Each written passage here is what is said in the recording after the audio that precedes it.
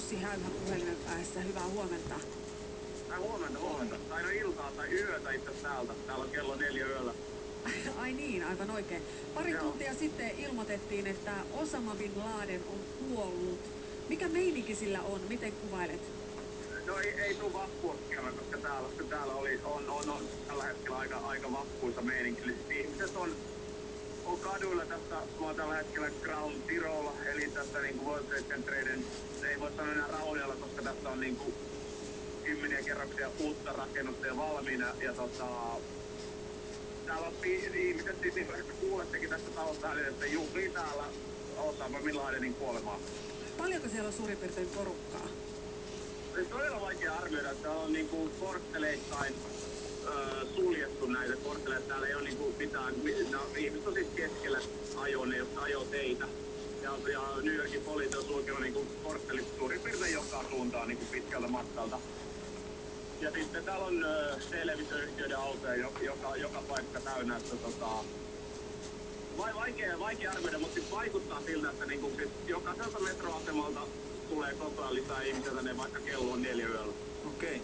Mitä siis siellä juhlitaan tietysti, siellä lauletaan sitten jotain niinku, että Amerikka on suuri ja hieno. Miten se? Bless America ja niinku kansallislauluja ja niinku paljon sellaisia kylttejä, missä sanotaan, että Obama 1 ja Osama 0.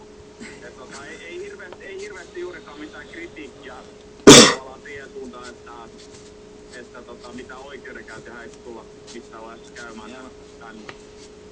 Aika hyvin täällä on mielessä totuus, että Osama on se suuri rikollinen ja sai sen mukaan mitä ansaitsee. Millä tavalla media on käsitellyt tätä asiaa nyt tänään? No itse mä oon tässä seuraa todella läheltä tätä, ja itse asiassa ottanutkin muutamille paikallisille kanaville haastatteluja ja todella yksipuolisesti. Ja teistä yksi toimittaja totesi mulle, että mun lisäksi ainoastaan yksi pariskunta on osoittanut minkäänlaista kritiikkiä tavallaan tälle niinku tapahtumalle.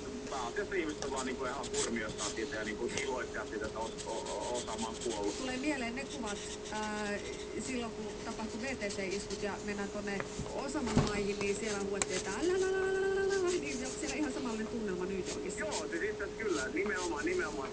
Todella siis me mietittiin tässä jostain niinku muiden eurooppalaisten kanssa, että koska täällä aletaan polttaa niinku jotakin niinku arabimaiden lippuja. Se on niinku oikeastaan ainoa mikä puuttuu. Muuten siis täällä on We Got Him -kylttejä ja niinku ihmiset on niinku vaan todella fiiliksissä siitä, että tää herra on kuollut. Miltä se niinku, siis kun minä nyt voi edes kuvitella, että tulee juhlivia, miltä se tuntuu olla, koska väitän, että sinä näet sen ehkä vähän eri tavalla kuin he.